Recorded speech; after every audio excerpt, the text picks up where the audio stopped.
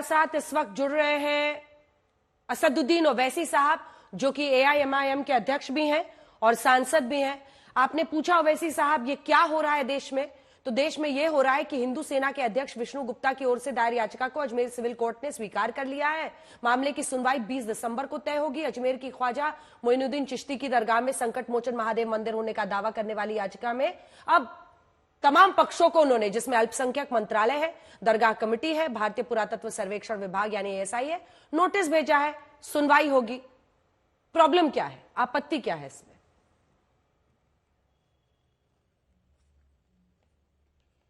Problem यह है कि ख्वाजा अजमेरी की जो दरगाह है वो 800 साल से है और दरगाह शरीफ पे कभी भी ऐसा कोई क्लेम नहीं उठा। आज आप 800 साल के बाद ये क्लेम कर रहे हैं कि वो दरगाह नहीं है ख्वाजा अजमेरी की। करना क्या चाहते हैं आप? देखिए, दरगाह शरीफ में तो हर साल नरेंद्र मोदी चादर भिजाते हैं, कई प्रधानमंत्री ने चादर भिजाया। हमारे पड़ोसी 2 ममालिक वो डिप्लोमेसी के नाम पर डेलीगेशन भी करते हैं, डेलीगेशन भिजाते, ऑफिशियल डेलीगेशन। मकसद एक ही है कि जितने मुसलमानों की मसाजिद और दरगाहें हैं वहां पर ये तमाम BJP sponsored directly indirectly RSS के जो ये लोग हैं, इनको इस्तेमाल करके एक माहौल पैदा किया जा रहा है। आप क्या ख्वाजा अजमेरी की दरगाह पर कैसे आप बताएंगे? बताइए। अलाउद्दीन खिलजी के जमाने से अगर आप अमीर खुसरो की किताब देखेंगे मैडम, जिसका नाम है खजाइन फुतूहा, उसमें जिक्र है। फिर मुगलों का दौर रहा, उसके बाद मुगल खत्म हुए, मराठाज आए। मराठाज ने जब कमजोर पड़े तो अजमेर को 18,000 रुपये में अंग्रेजों को बेच दिया। फिर जितने राजस्थान के जितने 22 रॉयल फैमिलीज हैं और खुद जयपुर के बादशाह ने 40,000 तोला सिल्वर दिया दरगाह शरीफ को। आप इससे जिन लोगों का कॉन्फिडेंस कोर्ट पर है उस हटाना चाह रहे हैं। आप एक लॉ एंड ऑर्डर का मसला पैदा करना चाह रहे हैं, सोशल इंस्टेबिलिटी आप देश में पैदा करना चाह रहे हैं। और ख्वाजा अजमेरी की जो दरगाह है सुल्तान हिंद की, पूरे दुनिया से लोग आते हैं। आप मैसेज क्या दे रहे हैं? आपको तो अब यूएस गवर्नमेंट के स्टेट डिपार्टमेंट की फ्रीडम ऑफ रिलीजन की रिपोर्ट की जरूरत ही नहीं है भारत के बारे में लिखने की। इतना बड़ा काम ये लोग कर दिए हैं। आपने तमाम किताब कोट किए, तो मैं भी आपको एक किताब दिखा रही हूं जिसको इस पूरे केस में सबूत के तौर पर पेश किया गया है। Ajmer historical and descriptive, Harbilas Sarda की 1911 की किताब, जिसके पन्ने ये चीख चीख कर बता रहे हैं कि वहां पर हिंदू मंदिरों के अवशेष की बात है। पन्ना नंबर 53 जिसमें 93, जिसमें यह लिखा गया है कि बुलंद दरवाजे के उत्तर के गेट में 3 मंजिला छतरी है। ये किसी हिंदू इमारत के हिस्से से बनी है। छतरी की बनावट हिंदू मूल को दिखाते हैं। पेज नंबर 94, छतरी में लाल रंग के बलुआ पत्थर वाला हिस्सा पुराने जैन मंदिर का है जिसका विध्वंस किया गया। बुलंद दरवाजा, वो दावा है उस किताब के मुताबिक कि जैन मंदिर भी था और हिंदू मंदिर भी था। बुलंद दरवाजा और अंदर की चारदीवारी के नीचे पुरानी हिंदू इमारत या मंदिर के तहखाने में कई कमरे हैं। असल में पूरी दरगाह पुराने हिंदू मंदिर के स्थल पर बनी है। इसी के साथ मंदिर में महादेव की तस्वीर है। परंपरा के मुताबिक तहखाने के अंदर मंदिर में महादेव की तस्वीर है जिस पर रोज ब्राह्मण परिवार पूजा करता था। आज भी दरगाह में घड़ियाली की वो परंपरा है। इस पर धूल डाल दी जाए, इस पर कालीन बिछा दी जाए, क्या एक समाज का हक नहीं है कि वो अपने इतिहास को जान पाए? नहीं तो आप ये कह रहे हैं कि जो किताब में शारदा ने लिखा ट्रेडिशन की बुनियाद पर, कहां है प्रूफ? कहां है बताइए, कहां है प्रूफ? ट्रेडिशन सर्वे से पता चलेगा। यानी जो भी, क्यों सर्वे से पता चलेगा? क्यों सर्वे होगा? मैं जाकर कल अर्जी डाल दूंगा, प्रधानमंत्री के घर में नीचे मस्जिद थी, क्या करेंगे आप? खुदाई का ऑर्डर दे देंगे मुझे? मैं कल जाके बोल दूंगा कि पार्लियामेंट के नीचे कुछ और था, आप खुदाई का ऑर्डर दे देंगे मुझे? मजाक है क्या? देश चलाना कोई मजाक है? कल मैं जाके बोलूंगा कि भाई वहां पर कोई मुसलमान जाके बोलेगा नहीं ये जो जगह किसी इबादत गाह की नहीं है, मेरी है। कहां आप लेकर जाना चाहते हैं देश को? ये इस तरह से आप कोई भी कुछ लिख देगा, बेवकूफ पागल बातें कोई लिख देगा। ट्रेडिशन क्या ट्रेडिशन है? कौन से ट्रेडिशन की आप बात कर रहे हैं? इसीलिए मुझे मालूम था कि आप बोलेंगे। मैं आपको 13 सेंचुरी किताब अमीर खुसरो की कोट किया हूं। प्रधानमंत्री जितने हैं वो वहां पर चादर भेजते हैं। आज आकर आप बोल रहे ये होगा। सर आप तो दावे की जो बात कर रहे हैं, नहीं सुनिए ना, वैसी साहब वक्फ वाले यही कर रहे हैं।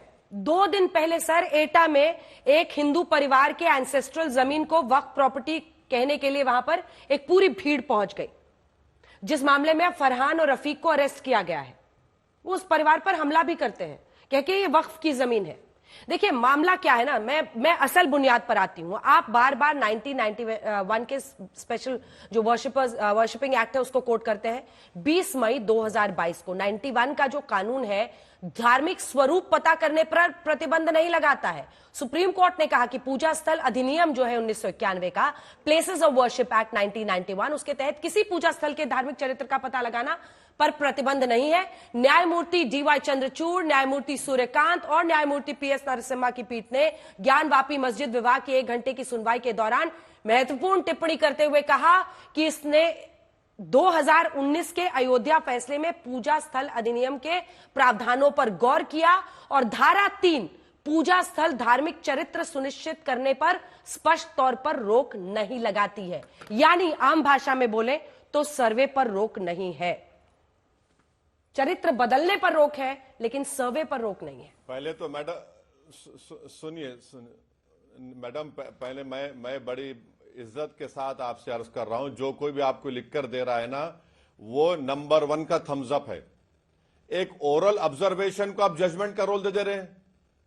क्या है मैडम, ये कौन कह रहा है आपको? एक ओरल ऑब्जर्वेशन था ऑन द एक्ट, और यही जस्टिस चंद्रचूड़ साहब ने सुन तो ली बोलिए सॉरी। देखिए मैडम, ओरल ऑब्जर्वेशन अलग होता है, जजमेंट अलग होता है। आप ओरल ऑब्जर्वेशन को जजमेंट कर आप दे देंगे तो फिर इसका मतलब नरेंद्र मोदी पर जो हाई कोर्ट ने, सुप्रीम कोर्ट ने कहा था कि रोम जल रहा था और नीरू बांसुरी बजा रहे थे, मैं बोलूं वो तो ओरल ऑब्जर्वेशन था। वो ओरल ऑब्जर्वेशन जजमेंट का स्टेटस नहीं दे सकते आप।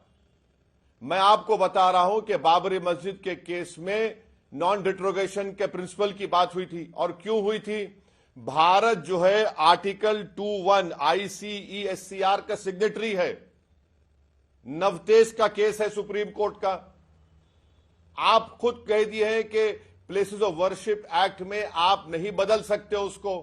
अब आप कैसे बदलेंगे उसको, बताइए आप। अब मैं बोलूं क्या? सर्वे किस? हाँ बोलिए सर। मैंने ये नहीं कहा कि ये कोर्ट का फैसला था, मैंने कहा ये उनका इंटरप्रिटेशन ऑफ द एक्ट है, जिसमें वो कह रहे हैं कि चरित्र को बदलने पर तो पूरी तरह से रोक है, लेकिन अगर वर्शिप, एक second, places of worship act में अगर कहीं पर लिखा हुआ है, आप लाइन निकाल के मुझे दिखा दीजिए कि चरित्र पता करने पर भी रोक है।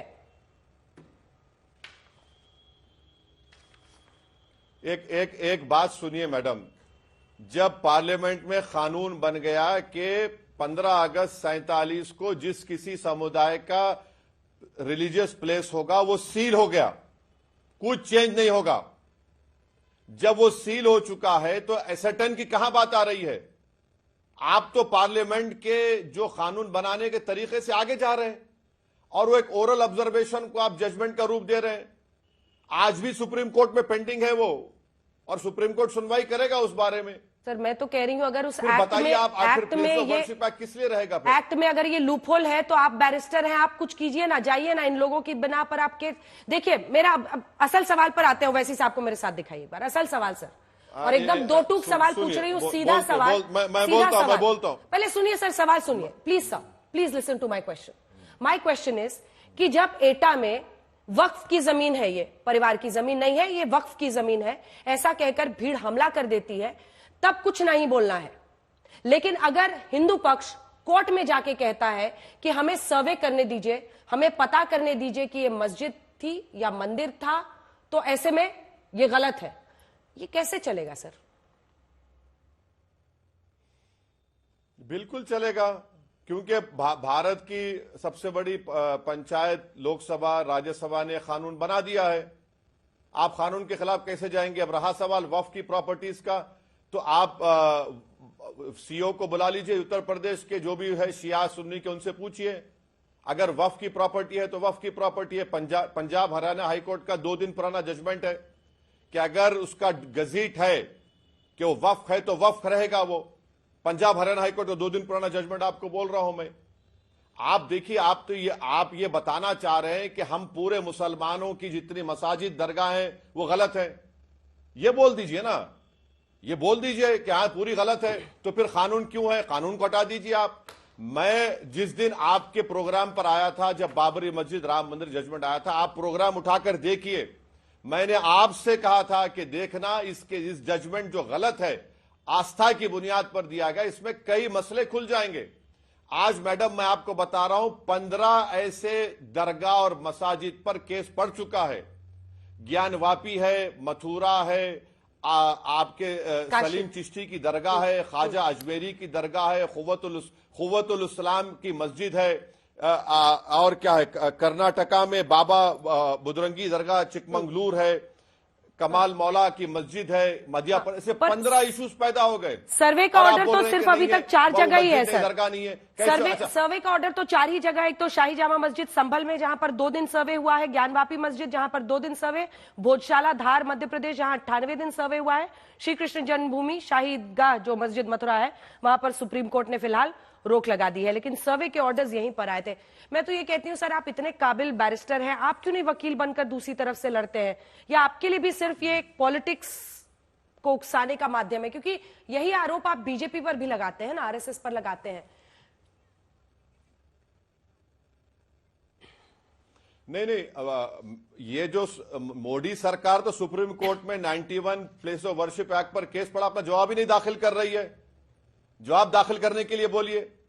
अब आपको एक एग्जाम्पल बताता हूं, ये एक्ट का कैसे इस्तेमाल गलत करने की कोशिश की जा रही है। संभल की मस्जिद का मामला है, वहां पर क्या किया पिटिशनर ने? सबसे पहले तो जो पिटिशनर है, जो लॉयर है, वो उत्तर प्रदेश सरकार का स्टैंडिंग काउंसिल है, उसको परमिशन मिला नहीं मिला अलग वो बताएगा। उन्होंने क्या कहा कि हमको राइट ऑफ वे चाहिए मस्जिद में। अब मेरे को आप बताइए मैडम, अगर कोई राइट ऑफ वे चाहता है तो सर्वे की क्या जरूरत उसमें? उनका प्रेयर पढ़ लीजिए, प्रेयर में लिखा है राइट ऑफ वे चाहिए। उसी दिन कोर्ट में आता है, कोर्ट दोपहर में सुनता है और 1 घंटे के बाद ऑर्डर दे देता है, और 45 किलोमीटर कोर्ट से मस्जिद का रास्ता है, पुलिस पूरी तैयार वहां पर। क्या हो रहा है फिर? ये कोई राइट ऑफ वे चाह रहा है आर्कियोलॉजिकल के एक्ट के तहत, भाई राइट ऑफ वे चाहिए तो आके बैठे ना पिटिशनर, कौन रोक रहा है तुमको मस्जिद में? मगर सर्वे के ऑर्डर क्यों दिया जज ने फिर? इसको आप समझिए, इसकी क्रोनोलॉजी समझिए, आप क्या करना चाह रहे हैं फिर आप। अच्छा, मथुरा की आप बात किए, 1965 में हिंदू और मुसलमानों ने बैठकर तस्वीया कर लिया। मुसलमानों ने 8 एकड़ जमीन दी कृष्ण जन्म स्थान के लिए, जहां पे परनाला था, वो एग्रीमेंट हो गया, सुन्नी वक्फ बोर्ड की ताईद से हुआ, खत्म हो गया मसला। अब 2023 में उसको खोलते हैं कि नहीं, वो हिंदू कौन थे जो ये तस्वीया करने वाले हैं? कि यही बचा है इस देश के लिए? गरीबी मुद्दा नहीं है, बेरोजगारी मुद्दा नहीं है, यही आप लड़ाएंगे हिंदू मुसलमानों को, बीजेपी आरएसएस वाले इस नाम पर? नहीं, पर ये संघ प्रमुख का तो एक बयान है जो जरा पढ़ के आपको सुनाना चाहते हैं। उन्होंने तो सीधा कहा था कि हम लोगों को इससे अब कोई मतलब नहीं है।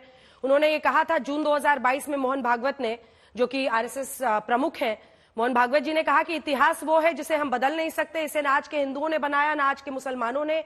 ये उस समय घटा जब हर मस्जिद में शिवलिंग क्यों देखना है? अब हमको कोई आंदोलन करना नहीं है, रोज एक नया मामला नहीं निकलना चाहिए, हमको झगड़ा क्यों बढ़ाना चाहिए? वो तो ये कह रहे हैं, फिर भी आप उन्हीं पर आरोप लगा रहे हैं। मुझे बताइए ना सर, संभल की बात करते हैं, संभल की तस्वीरें दिखाइए जरा सर को। संभल में मुस्लिम समाज की आबादी 2011 के सेंसस के मुताबिक जो नंबर्स आए थे 52% है, हिंदू 47%। वहां मुस्लिम बहुसंख्यक है। आप पुलिस पर मौत का आरोप लगा रहे हैं। पुलिस कह रही है कि 9mm पिस्टल की गोली से नहीं मरे हैं मरने वाले, वो 315 बोर वाली देसी कट्टे से मरे हैं। पोस्टमार्टम रिपोर्ट ये बता रहा है। पत्थरबाजी वहां पर कौन कर रहा था ये दिख रहा है, सीसीटीवी को कौन तोड़ रहा है, नकाबपोश 2000 लोग पहुंचते हैं, तब आपको साजिश नहीं दिखती सर? मैडम एक बात सुन लीजिए, पोस्टमार्टम रिपोर्ट आपके ने है तो आप मुझे पहुंचा दीजिए प्लीज। कौन सी पोस्टमार्टम रिपोर्ट आएगी इतनी जल्दी? फॉरेंसिक ऐसा कि तो पोस्टमार्टम रिपोर्ट आएगी? अच्छा, कट्टे से मार रहे हैं, एक दूसरे को मारेंगे और मार के मर गए। क्या कितना झूठ बोलेंगे आप? अरे अगर पुलिस को गोली लगती तो हम बोल सकते डिबेट के पॉइंट पे, नहीं एक दूसरे को कट्टे से मार लिए। आप बताइए 17 साल का बच्चा उसमें मर गया जिसका नाम था कैफ, प्लास्टिक के खिलौने बेचकर जिंदगी गुजारता था, सीने पे गोली लगी, पोस्टमार्टम की रिपोर्ट नहीं है। रहा सवाल मोहन भगवत साहब का, तो वो तो बोलते जरूर है, मगर ये जितने लोग जो कोर्ट को जा रहे आरएसएस के नहीं है। कंडेम करिए, चलिए। आपने एक केंद्र के मंत्री का स्टेटमेंट शुरुआत में दिखा दिया, उनका ताल्लुक आरएसएस से नहीं है, वो मोहन भगवत की इज्जत नहीं करते, मोहन भगवत उनके बॉस नहीं है। अरे हम अब देख चुके हैं ना मैडम। और एक एग्जांपल मैं देता हूं आपको। जिस वक्त बाबरी मस्जिद के ताले खोले गए थे, मुस्लिम पक्ष नहीं था, उस जमाने में कंप्यूटर नहीं था। जज साहब ने 15 मिनट की हियरिंग में 28 पेज का ऑर्डर दे दिया। आप बताइए, टाइपराइटर में 5 मिनट ऑर्डर दे दिए और जाकर ताले खोल दिए गए। और बाद में जज साहब अपनी किताब में लिखे कि मुझे डिवाइन इंस्पिरेशन मिला। कैसे मिला डिवाइन इंस्पिरेशन? कि मेरे घर पर और मेरी कोर्ट की दीवार पर अपनी किताब में लिखा कि काला बंदर बैठता था। क्या हुआ आपने देख लिया। जब कलेक्टर को आप पावर्स दे रहे हैं, आज वक्फ बिल की आप बात कर रहे हैं, आपको याद होगा बाबरी मस्जिद में जब मस्जिद को बंद करके रात के अंधेरे में चोरों की तरह वहां पर मूर्तियां रखी गई, तो एक कलेक्टर साहब थे, नायर नाम था, उन्होंने सब कर दिया काम, पूजा का स्टार्ट कर दिया, नमाज, वो बाद में वो जनसंघ के एमपी बन गए। तो ये सब चीजें हमारे सामने है। तो वैसी साहब आपको भी नहीं है कि हम आके बैठ गए आपके सामने। वैसी साहब हिस्ट्री देखिए ना, हमने आपको भी बोलते हुए सुना है कि हमारे लिए तो ये कयामत तक बाबरी मस्जिद ही रहेगी। मतलब आप अपने धर्म को ओपनली प्रैक्टिस करें। बिल्कुल है, तो आज भी ये आजादी आपको है। हाँ, आप बोल रहे हैं, तो वैसे ही अगर अन्य लोग बोल रहे हैं, अन्य नेता बोल रहे हैं, तो आपको क्यों दिक्कत होती है? वो भी बोलेंगे अपने धर्म की बात, वरना दोनों गुनहगार होंगे ना, आप भी वो भी। आप ये बोलना चाह रहे हैं कि सुनिए, आप ये कहना चाह रहे हैं कि 6 दिसंबर को बाबरी मस्जिद शहीद नहीं हुई थी? नहीं हुई थी शहीद। अगर मस्जिद नहीं शहीद होती तो जस्टिस चंद्रचूड़ क्या जजमेंट देते, बताइए मेरे को। मस्जिद किसने शहीद की? फिर मैंने शहीद की मस्जिद को। मॉब लेकर कौन गए थे वहां पर? सुप्रीम कोर्ट को वादा किसने किया था कि हम हाथ नहीं लगाएंगे? और उसके बाद सबको बड़े बड़े सिविलियन अवार्ड दे दिए गए। सुप्रीम कोर्ट फैक्ट है ना मैडम, सुप्रीम कोर्ट में सब ताले लगवा दे। अगर मैं कहूं कि हैदराबाद से चलेगा देश, नहीं, हैदराबाद से नहीं चलेगा देश, चलेगा बाबा साहब के संविधान से, देश चलेगा रूल ऑफ लॉ से, देश चलेगा किसी आस्था की बुनियाद पर नहीं चलेगा। ना हिंदू की आस्था, ना मुसलमान की आस्था, ना सिख की आस्था। देश चलेगा तो संविधान से चलेगा। हम तो वही बोल रहे हैं। 800 साल के बाद आप बोल रहे हैं ख्वाजा अजमेरी की दरगाह नहीं है। आज आप कह रहे हैं कि 65 में नहीं सर, ये किसी ने नहीं बोला, ये किसी ने नहीं बोला है। कोर्ट ने अभी सर्वे का ऑर्डर भी नहीं दिया अजमेर में सर। कोर्ट ने सिर्फ स्वीकार की है सुनवाई को। वही संविधान देश की संसद को सबसे बड़ा मानता है ना सर, जहां आप बैठते हैं। प्लेसेस ऑफ वर्शिप एक्ट, आप तो इतने बड़े बैरिस्टर हैं सर, मुझे लाइन दिखा दीजिए ना कि सर्वे पर या कैरेक्टर जानने पर रोक है क्या इस कानून में, क्योंकि सुप्रीम कोर्ट ने उसका जिक्र किया। अगर होगा तो मैं दिखाऊंगी सबसे पहले आज तक पे। आप दिखा दीजिए सर, क्या कहता है प्लेसेस ऑफ वर्शिप एक्ट 1991। आप सेक्शन 3 सेक्शन 4 पढ़ लीजिए, मुझे बताने की जरूरत ही नहीं है। सेक्शन 3 सेक्शन 4 पढ़ लीजिए। क्या करना चाह रहे आप सर्वे कराकर? क्या करना चाह रहे आप खुदाई कराकर? क्या करना चाह रहे? जब सेक्शन 3 सेक्शन 4 में हमने कह दिया कि 15 अगस्त 47 को जिस किसी समुदाय का रिलीजियस प्लेस होगा उसका ना कन्वर्जन होगा, ना उसका कैरेक्टर चेंज किया जाएगा, तो फिर सर्वे किस बुनियाद पर किया जा रहा है?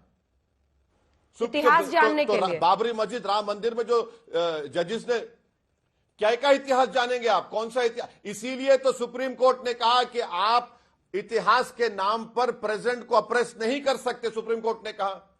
इसीलिए तो 91 के एक्ट में कहा कि हम तारीख को बदल नहीं सकते।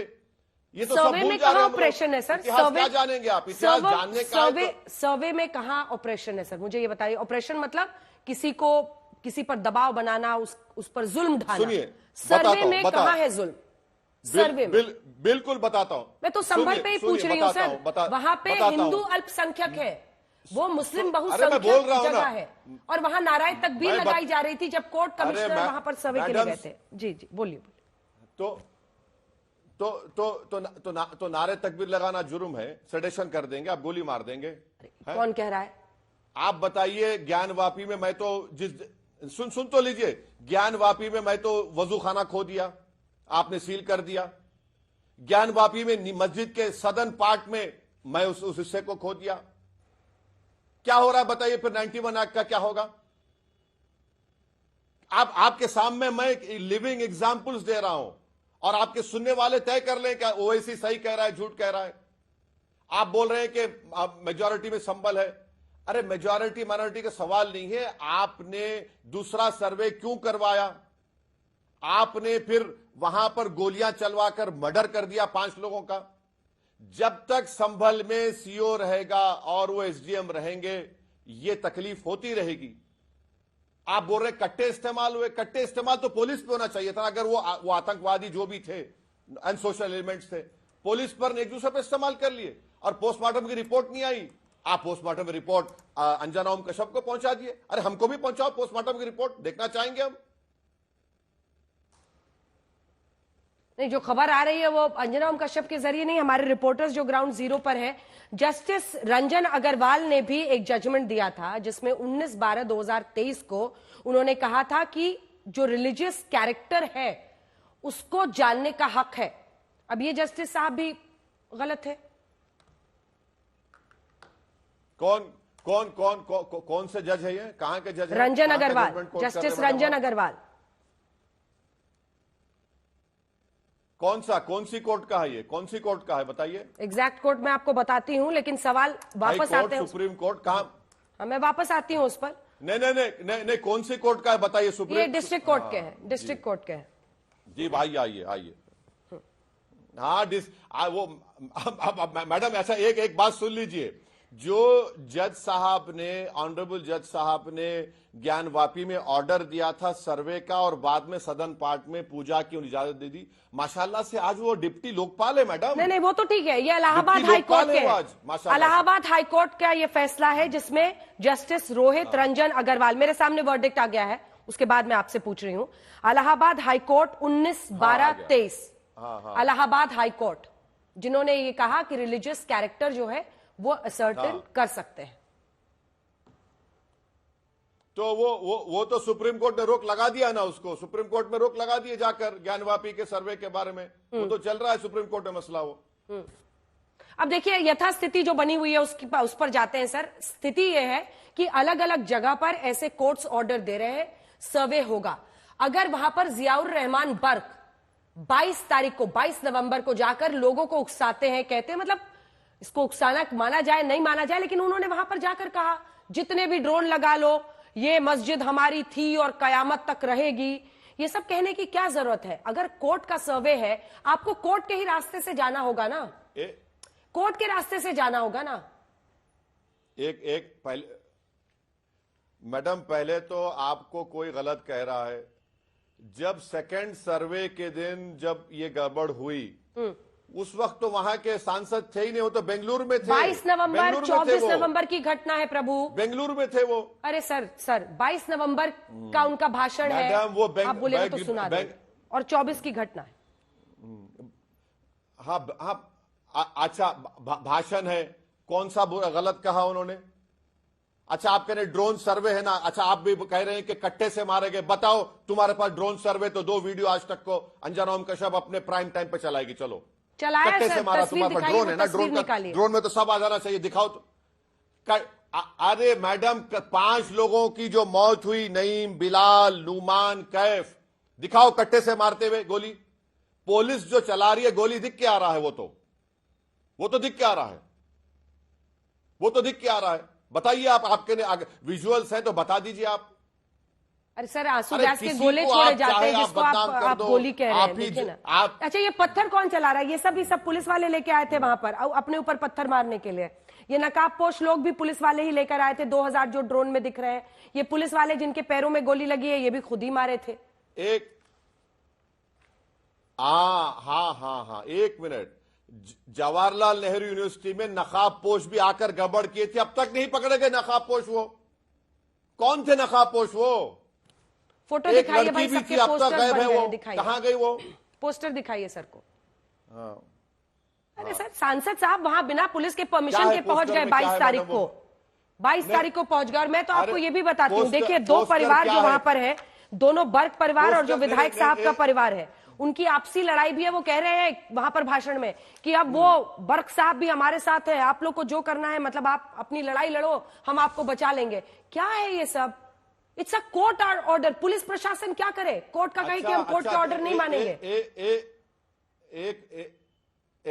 एक मिनट। अभी आपने कहा था कि बर्ग परिवार और वहां के विधायक परिवार में इख्तलाफात हैं, दोनों में इत्तेहाद पैदा हो गया, बोल रहे हैं फिर आप। मैडम, कॉन्ट्रडिक्शन हो जा रहा है ना।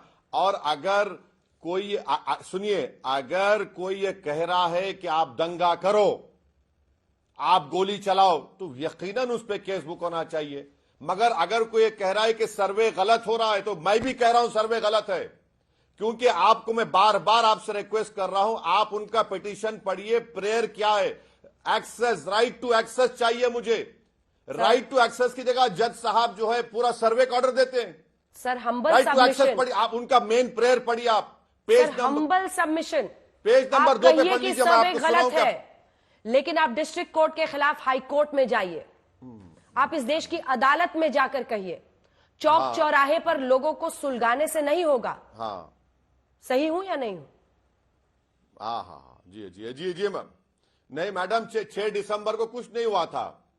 अब देखिए, सब 6 दिसंबर को बैठकर पढ़ रहे थे, रघुपति राघव राजा राम पढ़ रहे थे, सही है ना। गुजरात में भी सब यही पढ़ रहे थे, हम जानते हैं ना। अब आपको मैं बता रहा हूं, इनका जो प्रेयर है पढ़िए, प्रेयर पढ़िए। राइट टू एक्सेस चाहिए इनको, section 18 of the ASI act. Access के नाम पर जज साहब पूरा सर्वे का ऑर्डर देते हैं। अब इसको इलॉजिकल नहीं बोले तो क्या बोलेंगे भाई? अगर पिटिशनर को एक्सेस चाहिए, आके बैठिए मस्जिद में, माशाल्लाह आपकी दाढ़ी भी है, कोई तस्वीर लेके बैठिए, कोई रोक रहा नहीं आपको। मगर आप एक्सेस के नाम पर आप सर्वे कराने का ऑर्डर जज साहब ने दिया, जो गलत है। और 45 किलोमीटर दूर है कोर्ट से ये मस्जिद। पूरी पुलिस तैयार, सब तैयार, प्रशासन तैयार। ऐसा लग रहा था कि दूल्हे की बारात आ रही है और बस इस्तकबाल करना है मस्जिद के सामने सबको। सर वैसे तो बिना मांगे हुए दी हुई किसी भी सलाह का कोई वो नहीं रहता है मोल, लेकिन मैं आपको एक सलाह दे रही हूं, बस इतना समझ लीजिए।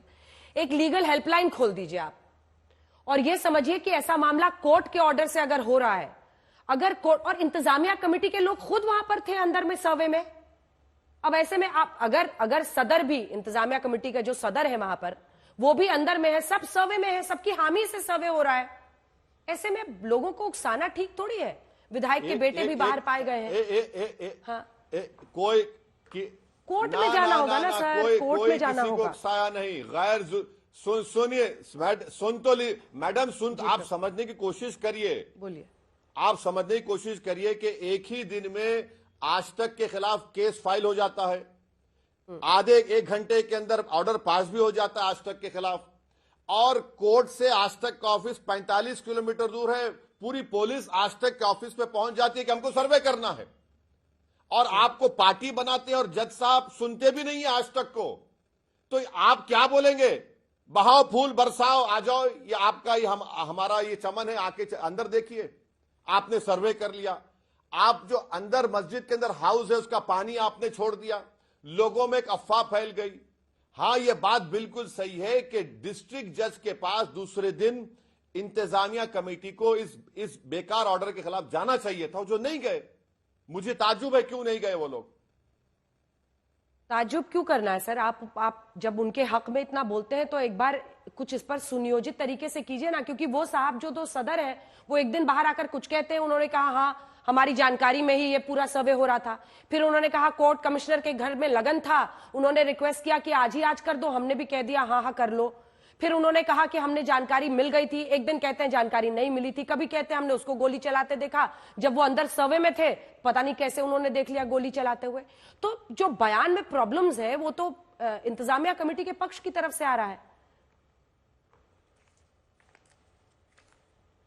नहीं, मेरा मानना यह है कि जफर अली साहब ने जो बातें कही हैं वो आम आदमी नहीं बोल सकता। उन्होंने बातें कही हैं।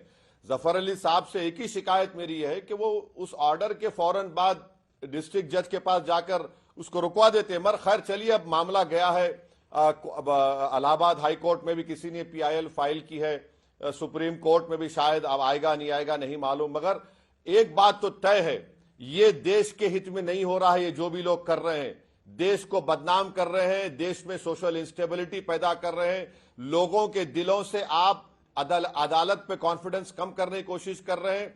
इससे देश कमजोर होगा। ये देश के लिए ताकतें सही नहीं है। ये लोग ये क्या कर रहे हैं, इससे नुकसान सबको उठाना पड़ेगा।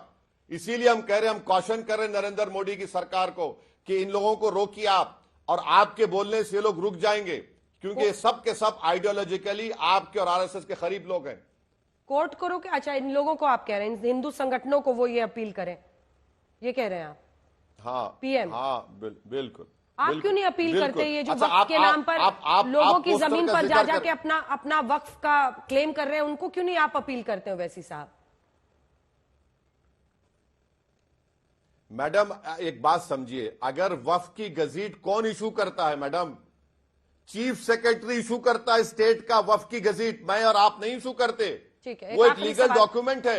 एक आखिरी सवाल सर, पॉलिटिकल सवाल करते हैं। कुछ अन्य मेहमान हमारे थे जो रुके हुए हैं लगातार, क्योंकि EVM को लेकर अब यात्रा निकाल रहे हैं राहुल गांधी जी। वो कह रहे हैं बैलेट पेपर यात्रा निकालेंगे, EVM पर जो महाराष्ट्र में फैसला आया है वो मंजूर नहीं है। आपका स्टैंड क्या है इस पर?